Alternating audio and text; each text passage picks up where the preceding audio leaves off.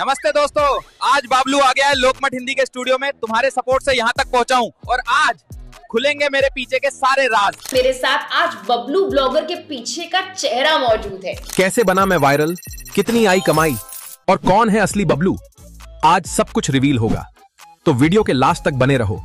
Corporate वालों, तुम्हारे travelling के प्लान्स तो व्हाट्सएप ग्रुप तक ही सीमित रह जाएंगे, लेकिन बबलू पूरी दुनिया घूम रहा है, कभी ऋषिकेश, कभी बनारस, और सारी वीडियोस भी आपको बनाकर दिखा रहा है। मैं बात कर रही हूँ बबलू बंदर की, और घूमता फिरता ये बबलू बंदर पहुंच चुका है लोकमत के ऑफिस में। थैंक यू सो मच मेघना, मुझे यहाँ बुलाने के लिए। मैं I am so much glad कि आपने मेरे को रिकॉग्नाइज़ किया और यहाँ पर बुलाया, और काफ़ी अच्छा लग रहा है मुझे। एक्चुअली मेरे काफ़ी प्लान्स थे जो मैं पूरे नहीं कर पाया, बट अब ब्लॉगर बबलू के साथ में मिलके वो सारे प्लान्स पूरे कर रहा हूँ अपने घूमने के। लेकिन सबसे पहले तो मेरा यही सवाल होगा, और मुझे लगता है बहुत सारे लोग जो आपको देखते हैं, प्यार कर रहे हैं, वो ये जानना चाहते हैं कि 2 हफ्ते पहले आपकी लॉन्चिंग हुई, यानी कि बबलू बंदर की लॉन्चिंग हुई। आपने कैसे ये आइडिया सोचा कि एक बंदर व्लॉगिंग करेगा, दुनिया घूमेगा, लोगों को दिखाएगा और लोग इतना प्यार देंगे? लगा था आपको? एक्चुअली मैं जस्ट एक्सपेरिमेंट कर रहा था इसके बारे में। मैं ट्राई कर रहा था कि मैं खुद से ब्लॉगिंग करूं, खुद का चैनल लेके आऊं ब्लॉगिंग के लिए, बट वो मेरे अंदर से आ नहीं रहा था कि मैं क्या लाइफस्टाइल दिखाऊंगा, कैसे आगे जाऊंगा। बट मैंने एक कैरेक्टर फॉर्म किया जिसके बेस पे अब मैं ब्लॉगिंग कर रहा हूं और लोग पसंद भी कर रहे हैं उस चीज़ को। तो बंदर ही क्यों? आप कोई और एनिमल भी चुन सकते थे, और जब शुरुआत की तो आपको क्या लगा कि यार बंदर वायरल हो सकता है? एक्चुअली लोग ना रिलेट कर रहे हैं, मतलब ये ह्यूमन से रिलेट होता है और वो सारे वो चीज़ें कर सकता है जो एक ह्यूमन कर सकता है। लाइक अगर वो हमारा कैमरा उठा सकता है, सारी चीज़ें एक्सप्लोर कर सकता है, जैसे एक ह्यूमन खाना खाता है उस तरीके से खाना खा सकता है। और यहाँ जब वो बोलता है ना, तो सारे एक्सप्रेशन उसके एज ए ह्यूमन आते हैं। तो इसलिए मैंने सोचा था कि मैं ब्लॉगर बबलू को रखूं इस तरह। लेकिन क्योंकि हमारी हिस्ट्री जो है वो बंदरों से ही जुड़ी हुई है, ये हम अक्सर सुनते हैं, इसके बारे में काफ़ी सारी वीडियोस देखते हैं, और जब लोगों ने इस बंदर को व्लॉगिंग करते हुए देखा, वो सब कुछ करते हुए देखा जो हम आम इंसान के तौर पर कर सकते हैं, तो लोग काफ़ी एक्साइटेड हुए। लेकिन मैं जानना चाहती हूँ कि वो पहली वीडियो का रिस्पॉन्स आपको कैसा मिला कि आपने दोबारा वीडियोस बनाए, क्योंकि 2 ही हफ्ते अभी आपको बनाते हुए वीडियोस हुए हैं और लगभग आपकी वीडियोस पूरे इंटरनेट पर वायरल हुई हैं, और इंस्टाग्राम से लेकर यूट्यूब पर भी अच्छे खासे सब्सक्राइबर्स आपको मिल रहे हैं। जब मैंने पहला वीडियो बनाया था वो उस पर उतना रिस्पॉन्स मुझे नहीं आया था, जस्ट 1000 व्यूज़ उस पर थे। बट मैंने सोचा कि और ट्राई करता हूँ, मैं थोड़ा और एक्सप्लोर किया मैंने उस टूल को। ठीक है, उसमें मैंने फिर पहले वॉइस ओवर खुद से देने का ट्राई किया था, और फिर मैंने AI से टूल के अकॉर्डिंग मैंने वॉइस ओवर ट्राई किया था। तो फर्स्ट और 2-3 वीडियो में आप देखोगे कि उसका वॉइस ओवर मैच नहीं हो रहा है। बट जब मैंने टूल को और एक्सप्लोर किया, उसके जो और फीचर्स मैंने एक्सप्लोर करे और प्रॉम्प्ट के का हेल्प लिया, और मैंने उसको, अब वो क्या होता है कि वो खुद ही वॉइस जनरेट करता है, तो उसके अकॉर्डिंग हमें जब हम देखते हैं उसको, वो पूरा ही वॉइस ओवर मैच होता है, उसका लिप सिंक पूरा मैच होता है। तो जब ये चीज़ मैंने एक्सप्लोर कर ली और मैंने वीडियो पोस्ट करी, तो उसके बाद से जो एकदम से लोगों का प्यार आया, उसके बाद मैं लगे रह गया इसमें, स्टार्ट कर दिया मैंने वीडियो। और फैमिली का या आपके आसपास जो लोग काम करते हैं उनका रिएक्शन कैसा था? एक्चुअली मैंने बताया नहीं था जब तक मेरा मतलब 4-5 हज़ार फॉलोअर्स नहीं हुए थे, मैंने किसी को बताया नहीं था। जस्ट फिर मैं 1-2 फ्रेंड को मैंने बताया था। घर पे तो मैंने तब भी नहीं बताया था। जब मेरा 1 लाख से ऊपर चला गया था फॉलोवर, तब मैंने अपने भाई को बताया, और फिर मैंने उसके बाद फैमिली को बताया। मतलब फैमिली को लास्ट में जब 2 लाख सब्सक्राइबर ऑलमोस्ट मेरे पूरे हो गए थे, उसके बाद ही मैंने बताया था, और किसी को नहीं पता था इस बारे में। तो अभी बबलू जहाँ जहाँ जाता है उनमें से कौन कौन सी जगहें आप खुद घूम चुके हैं? ओके, तो ऋषिकेश का मैंने ब्लॉग डाला था। सबसे वायरल भी वही हुआ वो है। मेरे फेवरेट जगह है, ऋषिकेश में जाते रहता हूँ। और फिर मुक्तेश्वर मेरा गांव है, मुक्तेश्वर से एक घाटी में लोध नाम से गांव है, तो वहाँ पे मैंने एक्सप्लोर किया था। वो तो मैं जाते रहता, तो मैंने फिर वीडियो पे लिया था। नीम करौली बाबा का मंदिर है, वहाँ मैं जाते रहता हूँ। जागेश्वर में 2-3 बार गया हूँ। तो जो पहले अभी मैंने वही प्लेसेस लिए जहाँ मैंने एक्सप्लोर किया है, मुझे पता है कि वहाँ पे कितना अलाउड है वीडियो में दिखाना, उसी के अकॉर्डिंग मैं ब्लॉगर बबलू को उसमें लेके जा रहा हूँ। ब्लॉगर बबलू के बारे में हम आगे बात करेंगे, क्योंकि वो तो AI जनरेटेड कैरेक्टर है, लेकिन उसके पीछे लखन आप हैं। मैं जानना चाहती हूँ, क्योंकि आपने अपने गांव का जिक्र किया, उत्तराखंड का जिक्र किया, नैनीताल का जिक्र किया, वहां से निकलकर एक अच्छी खासी कंपनी में नौकरी करना, दिल्ली में आकर सेटल होना, फिर एक दिन बबलू ब्लॉगर के जरिए वायरल हो जाना, जबकि AI से बहुत सारी और तकनीक का इस्तेमाल करके लोग बहुत कुछ बना रहे हैं, लेकिन आप उसके ओरिजिनल क्रिएटर रहे या वायरल हुए। तो मुझे आपकी बैक स्टोरी जाननी है, कहाँ से शुरू हुआ, कब पढ़ाई की, कैसे आप उत्तराखंड से बाहर निकले, दिल्ली तक पहुंचे? तो मैंने जब अपना स्टार्टिंग अपने गांव से किया था, मैंने 8th तक मैंने अपने गांव में पढ़ा था। तो उसके बाद फिर मैं पड़ोस के गांव में हमारा, क्योंकि गांव में हमारा 8th तक ही स्कूल है। उसके बाद दूसरे गांव है नथवा खान नामक, उधर मेरा फिर 9th से मैंने 10th तक पढ़ाई करी थी। देन फिर मैं हल्द्वानी मूव हो गया था और वहाँ पे मैंने 11th-12th करा। देन फिर मैंने बीटेक बरेली से किया और वहाँ से बीटेक करने के बाद मैंने मैकेनिकल से बीटेक किया था, बट मेरा एक्चुअली जो एक इंटरेस्ट था वो ग्राफिक एंड वीडियो में बहुत ज़्यादा था स्टार्टिंग से ही।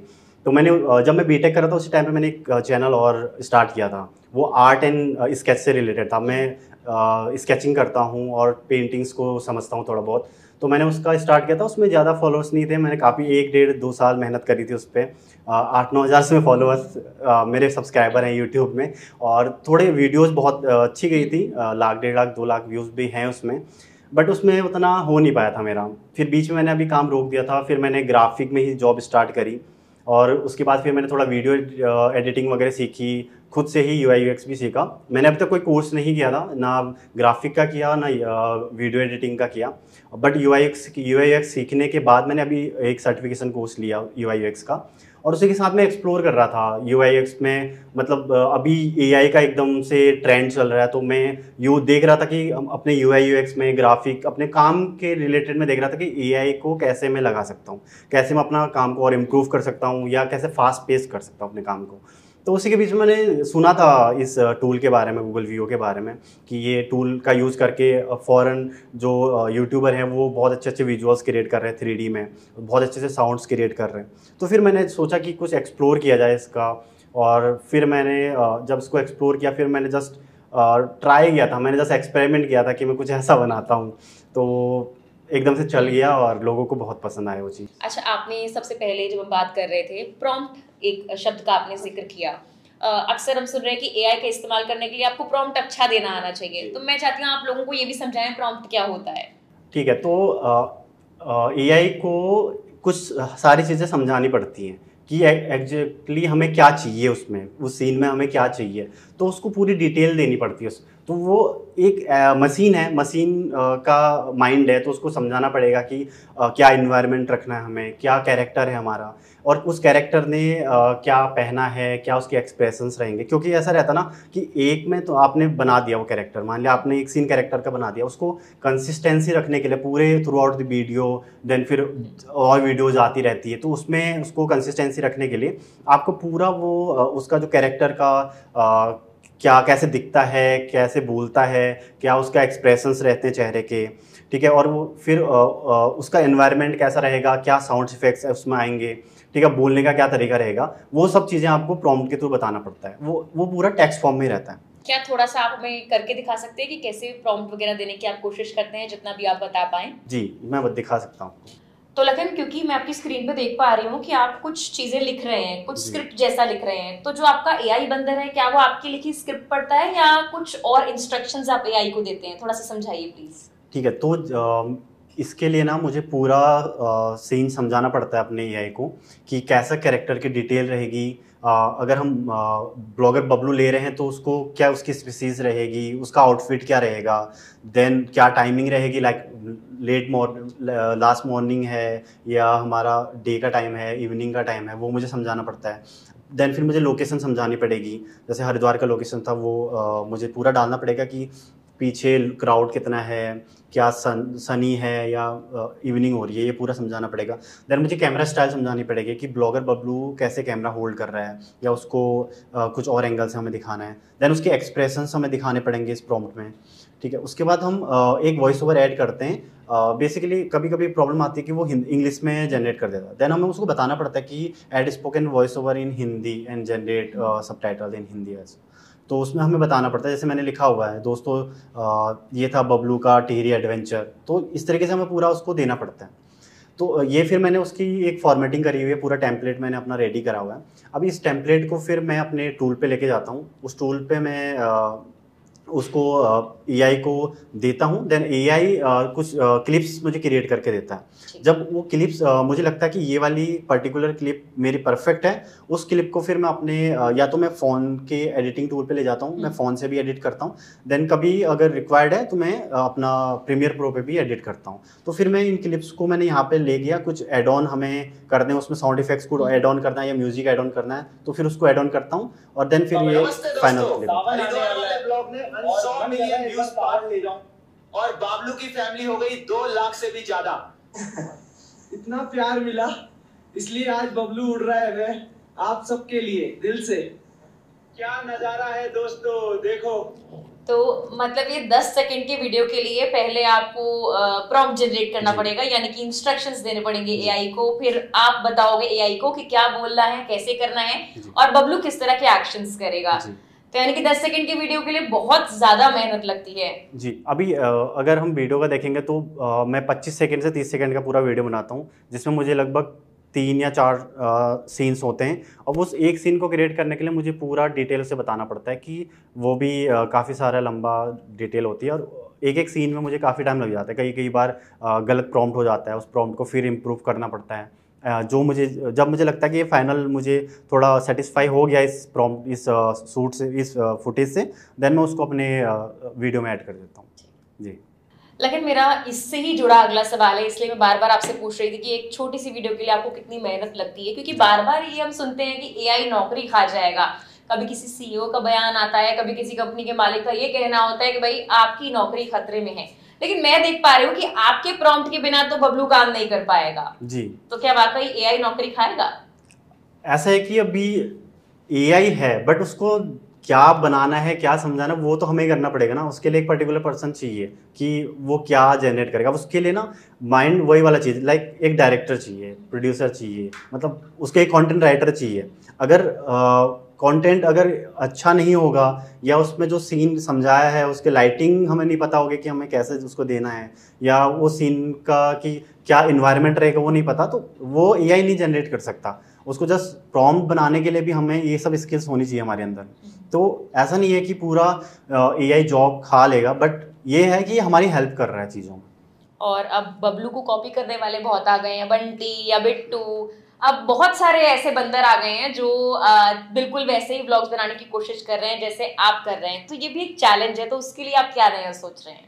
जी, चैलेंज तो है, काफ़ी सारे बना रहे हैं, काफ़ी ऐसे भी हैं कुछ जो गलत वे में इस चीज़ को लेके जा रहे हैं, बट ठीक है, मैं अपना नीश फॉलो कर रहा हूँ, मैं ट्रैवल ब्लॉगिंग को आगे कर रहा हूँ, लेके जाऊँगा।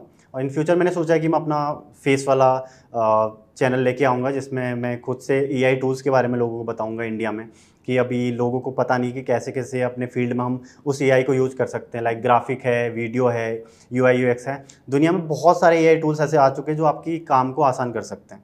जो आप 2-3 दिन लगा रहे हैं जिस काम को करने में, वो आपका 1 घंटे में वो काम करके दे सकता है। बट एआई ये नहीं कि वो आपकी जॉब खा लेगा, आप एआई का यूज़ करके अपना काम को आसान कर सकते हो। ये चीज़।